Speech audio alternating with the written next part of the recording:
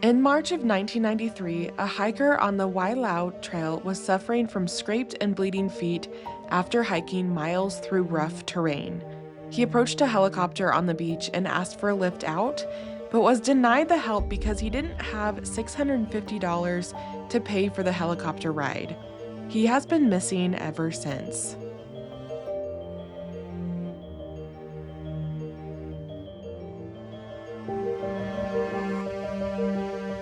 Welcome to Morbid Outdoors, the podcast that ventures deep into the shadows of the wild. Here, we unravel the mysteries of missing persons, explore spine chilling legends, and share the most morbid stories that nature has to offer. From the depths of the dense forests to the highest mountain peaks, we'll uncover the secrets that lie hidden in the great outdoors. Join us as we navigate the eerie, the unexplained, and the terrifying. So if you dare, grab your gear and let's embark on a journey into the unknown. This is Morbid Outdoors.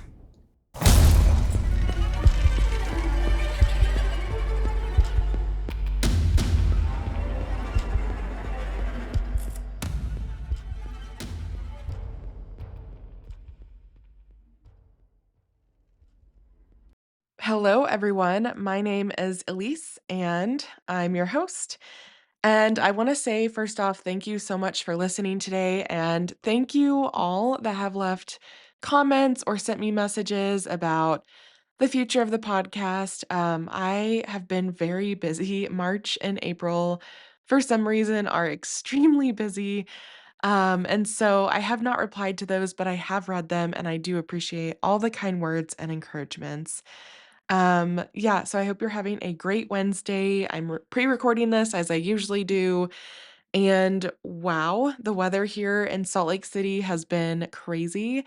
It snowed. I hope my strawberries are gonna survive the freeze. I don't know. So I'm enjoying a nice, warm, cozy time inside my house this weekend because it is pretty cold outside. So I'm hoping it's gonna get warmer tomorrow and I can go for a hike.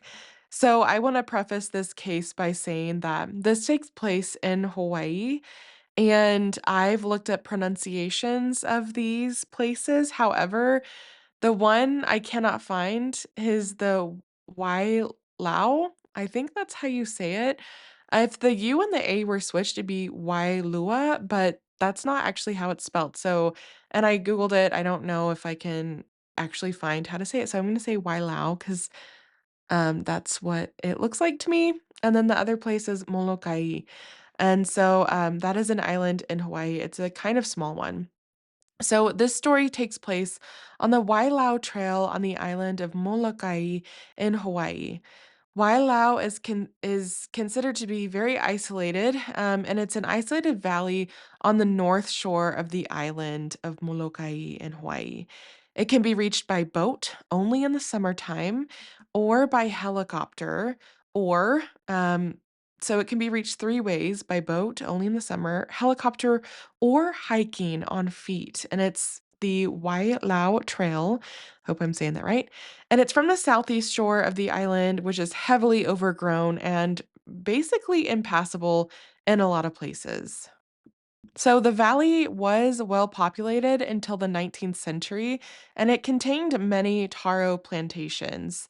The valley now is nearly totally unpopulated, although Molokai residents occasionally camp by the beach at the mouth of the valley in the summertime.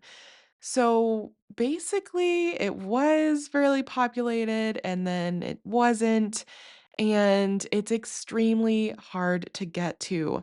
Now, in the Hawaiian language, Wailau means many waters. And again, I hope I'm saying this right. I've looked at the pronunciation. I'm sorry if I'm not. Now, this valley, like I said, it's located on Molokai's north shore, and it's backed by the world's tallest sea cliffs and several tall waterfalls that cascade down from the cliffs. Now, this is the largest valley on this stretch of coastline, and again, it's extremely inaccessible. So it's really primitive, wild, and beautiful, but it's also extremely dangerous. So there are two sections of this trail. There's a south leg and then there's a northern section, and both of them have a ton of bushwhacking that needs to be involved for you to hike this area. The trail is decently taped off from previous hikers through the wooded sections. The first mile is said to be largely like it's just straight scramble, and you'll need to identify the trail to stay on the correct path. Now, online, it says there's more than 3,000 feet of elevation gain. So it's pretty, there's a lot of elevation gain for this one. So that's not like the most, but it is a lot, especially when you're thinking of, this doesn't really have a trail for most of the way. So you're having to do a lot of bushwhacking and elevation gain at the same time, and that can get really tiring really fast. Now, I did find a blog by someone named George Graybill who hiked this trail in 1969 and then again in 2019. And I think that is so badass. So shout out to you, George Graybill, and your friends.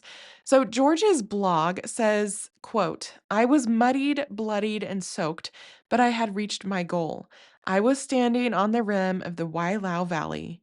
Just beyond my toes, the land dropped away steeply to the valley floor 3,000 feet below. Waterfalls streamed down the cliffs that surrounded this lost world as it swept away before me to the north shore of Moloka'i. It was hard to believe that 50 years ago I had descended this cliff and then hacked my way through 5 miles of jungle to the ocean. I must have been crazy. I was definitely lucky." He goes on to say that the trip across Molokai long ago, so back in 1969, was his most difficult backpacking trip he'd ever been on. He said it was mostly foolhardy, dangerous, and life-threatening. So I just wanted to put that into perspective about this trail because our person that is missing still, his name is Jeffrey. This is the exact trail that he was on. And so I think it gives a little bit of like good background because this trail isn't super popular because of how inaccessible and like, how rough it is, and so we have this man that did it twice, and even when he was, 50 years younger, he said it was still the hardest backpacking trip he had ever done, and it was very dangerous and life-threatening. So, let's talk a little bit more about this trail. So, it's basically unofficial, and it's said to be extremely difficult. It's about 10 miles long, and like I said, it's over 3,000 feet of elevation gain. It's considered a strenuous hike on an overgrown and unmarked trail. On an island that attracts relatively few visitors, even fewer attempt the hike.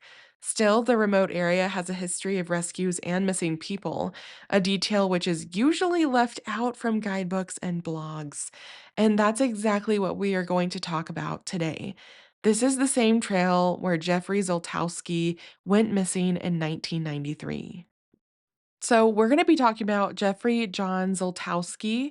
He was born March 19th, 1970. He was a graduate of Livonia Stevenson High School and was a student at Wayne State University in Michigan at the time of his disappearance. Now, I don't know that much about Jeffrey because this case is older, but from what I found online, it was reported that he was a vegetarian and he also refused to wear leather. Now, Jeffrey was 23 years old, geez, in 1993. So he was like many of us. He was an outdoor enthusiast and a hiker.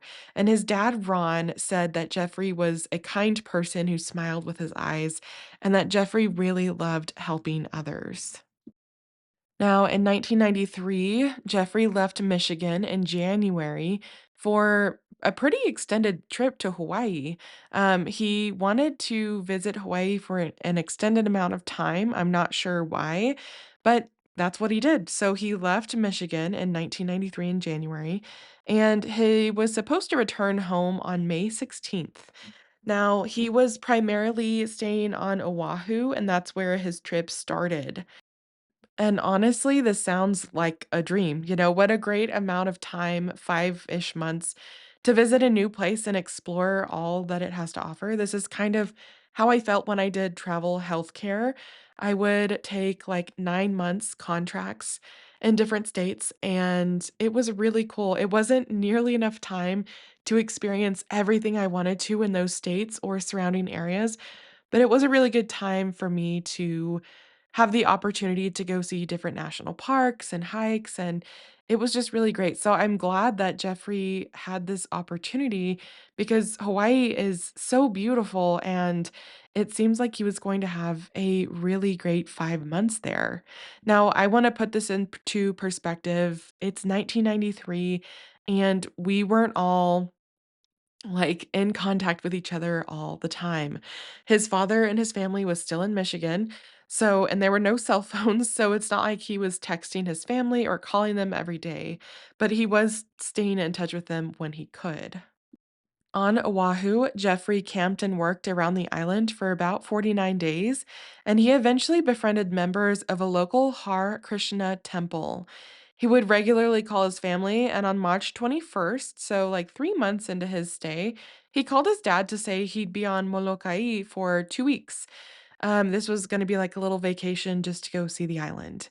And on this phone call, he was very excited for his upcoming trip, and he told his dad that he couldn't wait. He wished his dad was here and that Hawaii was so beautiful. Now, of course, Ron is his dad, and Ron instantly was a little worried because this was going to be a solo trip for Jeffrey. And while Jeffrey, yes, he had just gone from Michigan to, Oahu by himself, there's something very different about traveling by yourself versus hiking in remote areas by yourself. And this is the same thing that my mother gets worried about when I go hiking and backpacking alone, because there is an amount of risk to it, as I've said previously on the show. But when you recreate outside, you're assuming the risk that you're going to take. So Ron tried to put that in the back of his mind, and he was excited for Jeffrey. He was still worried, but he was excited. And 10 days later, on March 31st, Jeffrey was on the trail. While hiking Wailau Valley's trail, Jeffrey came across another hiker that had an injury, so he stayed with that hiker while he recovered. Jeffrey even offered to help him off the trail. This person was hiking with other people, and they had actually gone and reported this hiker missing. So something must have happened on the trail. It's extremely rough, it's remote, it's a lot of bushwhacking. It seems like it'd be easy to get lost and injured. And because this hiker's friends had reported him missing, a fire rescue helicopter came by looking for him. So it was honestly the best case scenario. There were multiple people that knew that this person needed help, and they got him air flighted out of there. The helicopter actually asked Jeffrey if he wanted to go too, but Jeffrey wasn't ready to leave the trail at that time. He wasn't hurt or injured, and so he said, "No thanks, I'm good. I'm gonna finish this hike." So Jeffrey continued on this hike because, while that hiker's trip was finished, his wasn't. So he was determined to complete this trail. But when Jeffrey reached the beach at the bottom of the trail had really taken a toll on him. His father, Ron, described Jeffrey as having bleeding blisters and cuts all over his feet. And Jeffrey knew that the only way out of the valley was the same daunting hike back. So he's going to have to go straight up a mountain with bleeding feet, and he ended up this is reporting that I saw on San Francisco Gate from, is a quote from Jeffrey's dad, Ron. It says he ended up taking a tarp and he hailed down a helicopter that was flying overhead. Although I saw it reported somewhere else that the helicopter was already on the beach, so I'm not sure which one is correct.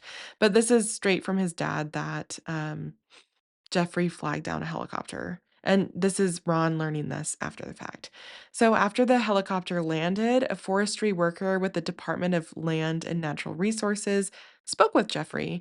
And Jeffrey told this pilot that he was hurt and he asked for a ride out. He, said, "Hey, this hike was really hard. My feet are bleeding. I'm hurt. Can I please get a ride?" And unfortunately, the ranger said, "It's not an emergency, but for $650, we could send back a commercial helicopter." That is insane. That is literally insane. And I know that these government workers might have policies where you can't give random people lifts, but come on, this guy's obviously hurt. He's not gonna make it back out, and you're gonna tell him no? I just don't understand that at all. Now, Ron learned about this after the fact, and Ron said that they were trying to extort money from his son, and that Jeffrey didn't have the money because he didn't have a credit card. And back then, there were no cell phones, so it's not like he could just Venmo or Apple Tap Pay. For this helicopter ride. Um, so Ron did say to this reporter that if there had been a way for Jeffrey to contact him, he would have given, them the American Express card and said, "Yeah, get out of there, like, get on the helicopter, get yourself safe." But unfortunately, that's not what happened.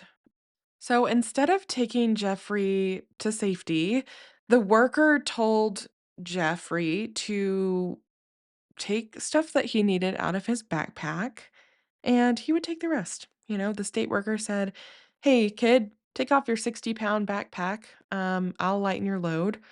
So take what you need for survival for the next couple of days, and we'll take your backpack to the beginning of the trail so that you can pick it up later." And that is a terrible, terrible idea. First of all, why, to me, why does he have 60 pounds on his back? That is, like, not really backpacking, that's insane. I don't think I've ever had a backpack weighted down that much with survival stuff in it, and I know it was the '90s, so everything wasn't, like, ultralight, and I'm not an ultralight backpacker either because that shit is expensive, but I'm just wondering what he had that was 60 pounds. I mean, 30 pounds is super heavy to be backpacking with, but I don't know. So that's what Jeffrey did. He took the things that he needed for survival. He was like, "I can't pay for this helicopter ride. I'm just gonna have to, go back out the way I came." And so he gave his backpack, the rest of his contents to this worker, and they dropped it off at the trailhead. And the backpack was forgotten when Jeffrey didn't turn up to claim it. They put it in a closet at the post, and the backpack sat there for 41 days. When weeks went by without hearing from Jeffrey, Ron and his wife, they were divorced at the time, but, Jeffrey's dad and mom, they filed a missing persons report on May 2nd. So that is weeks and weeks after they last heard from Jeffrey. And that's when a worker remembered the pack. So it's like, "Oh, shoot, there was someone that was supposed to come," and it's been over a month. But the Moloka'i Police Department, they began searching for Jeffrey on May 10th, 10 days after the missing persons report was filed. And I know that math doesn't math, but again, I'm getting these from different sources. So it's definitely a week or more after the missing persons report was filed. Now, this effort was massive. They had 9 ground searches, a survey by the coastline by boat, and aerial searches by helicopter over the Wailau and nearby Halawa Valley. So they knew, "Oh crap, this guy's been out here for a while. There's a possibility he still might be alive, but we've got to act fast." And so they did a massive search. Unfortunately, like a lot of these cases, the weather complicated the search. It was raining so hard, and it actually washed out parts of this trail. So hikers and search parties slipped and fell down the trail, which is so steep that people could easily fall off of the cliff. So it was not safe when they were searching for Jeffrey, and it really impacted a search for him because you've got rain, you've got this crazy terrain that is being made more dangerous because it's washing out. When no leads were found, and the county suspended its search, Ron, Jeffrey's dad, flew to Hawaii himself. Ron stayed in Hawaii for 6 weeks and spent thousands of dollars on travel and more search efforts, and he actually advertised a $30,000 reward. He said he never pursued a lawsuit with the state of Hawaii because of the costs, because the person that denied Jeffrey a flight out was a state employee. And so Ron never pursued a lawsuit because those lawsuits are very expensive. Now, Ron was a US Navy veteran, and he actually reached out to the Marine Corps base in Hawaii to request the Marines' assistance in the search. He said it was all very gracious that they ended up coming and that they went into highly probable areas of the valley where Jeff could have fallen to his death. Ron also hired his own private investigator. He appeared on Oprah and other TV shows to get, widespread media about his missing son. He really was doing so much of his own groundwork trying to find Jeffrey. Now, unfortunately, Jeffrey has never been found, and there have been no remains. None of Jeffrey's items that he had with him were found. There's really been nothing. It's like he vanished into thin air.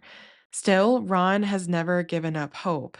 The family created a Facebook group devoted to finding Jeffrey, and Ron has followed tips whenever they surface, however unlikely they may be. He's really following up any tips he gets.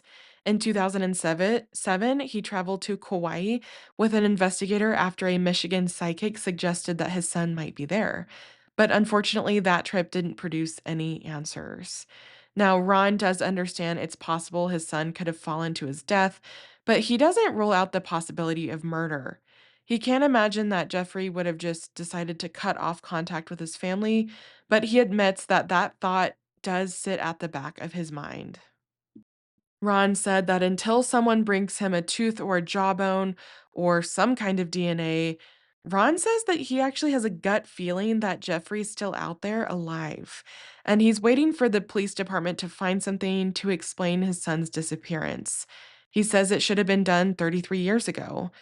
Unfortunately, the Moloka'i cold cases fall under the jurisdiction of the Maui Police Department, which is currently working on 58 missing persons cases and 2 homicides. So, a lot of missing people for a smaller island.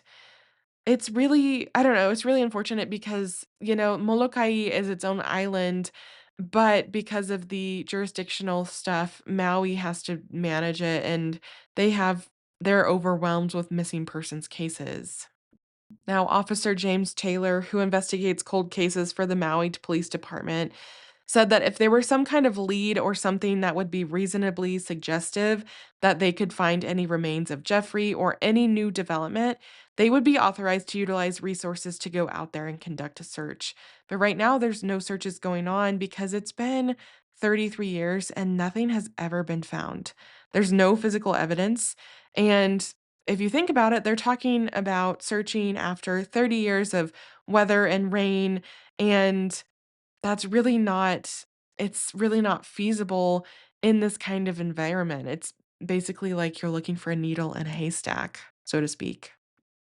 Now, Ron did speak with a helicopter pilot who declined Jeffrey transport on March 31st, and the pilot apologized for not doing more. And I'm glad he apologized, but also, what the fuck? I just I don't know. I have so many mixed feelings about this, and I'm not gonna go on a rant, but I think that's so shitty of, what happened. Now, on July 28th, 2001, Jeffrey was possibly sighted near a homeless shelter at a highway and Sumner Street in Honolulu, Hawaii, which is a different island. The woman reported seeing the man resembling Jeffrey and said he called himself Sam and that he was panhandling for money in traffic. She said that this man's speech was slurred and that he walked with a limp, indicating he may have suffered a severe injury in the past. But they tried to follow up on this. Authorities were unable to track down the man to confirm his identity. And sadly, Jeffrey's mother died in 2005 without ever knowing what happened to her son. Jeffrey's dad, Ron, is 79 years old now, and he is still waiting, searching, and hoping to find out what happened to Jeffrey 33 years ago on Moloka'i. But Jeffrey's disappearance is not the only one in the Wailau Valley. Donald Hickey went missing on March 22nd, 1971, in Wailau Valley, the same time of year as Jeffrey during the rainy season. Donald was hiking with a friend, David Gunning, who got injured. Gunning was rescued from the beach about 7 days later, but Donald, who had gone for help, was never found. Neither man apparently knew that most of the trail had been washed out and that it would have been impassable anyway in the heavy spring rains. So that, like I said, dangerous area and not a great time of the year to hike this trail. Even as Jeffrey's case made headlines in the 1990s, other hikers have been rescued from the Wailau Valley since then. On July 1st, 1997, a hiker was rescued after getting lost in Wailau. He was located, quote, a half mile west of the main trail leading out of the Wailau Valley. More recently, in 2016, 5 people were airlifted out of Wailau. This happened in March as well. Now, the key difference in many of these rescues is, of course, timing. Searches typically began within days of someone going missing, versus Jeffrey's case, weeks, like 41 days, weeks later. So Ron said that even if Jeff were to call him today and said, "Hey, Dad, I'm here, I got a family and I'm really sorry," Ron said that he'd maybe hug him, kiss him, and then punch him in the nose. He says that, this has caused him a lot of tears, a lot of grief, and a lot of money, but money you can replace. All Ron wants to know is what happened to his son. If Jeffrey was still alive, he would welcome his son home without hesitation. But there's really nothing to indicate that Jeffrey is alive versus if he died that March day on the trail. There's nothing. And if you think about it, that other man, Donald, who went missing 20 years earlier than Jeffrey did, and he has never been found either. That is how rugged and remote and inaccessible this area is. I can't even imagine having to search for someone in this terrain. It's not even the terrain, it's also the vegetation. It's super, super dense and thick, and finding someone that maybe had fallen and passed would be extremely hard because they would be under a ton of brush and growth and plants and trees, and I just I had never heard of this case until, like, a month ago. I saw an article, because it was like an anniversary of sorts, right? It's just recently been March, and it was heartbreaking to read for the first time. It's like Jeffrey did the right thing. He asked for help out of this. He knew that he might not be able to make it because of his injuries, and the people that should have been able to help him didn't. They tried to extort money from him and they left him there. And they took away his bag as a way of helping him out, but it really might have been the difference between life and death for Jeffrey. I also find it interesting that Ron still thinks that Jeffrey is alive out there. I'm not doubting a parent's intuition. I always have to come back to Occam's razor. What likely happened out there? The most simple answer is usually the right one. And I think, unfortunately, that Jeffrey either got lost on off of the trail and fell and died, or he got lost and wandered around. I mean, I don't see how this case ends up with us finding out that he's been alive this whole time, unfortunately.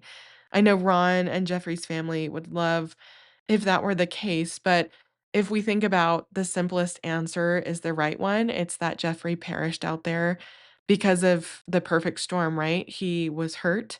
He didn't have all of his survival gear on him, and it was the rainy season. And it's possible that he might have been hiking and he might have been involved in a fall because of rains. And I don't know if they're ever going to be able to find his remains. I hope they do.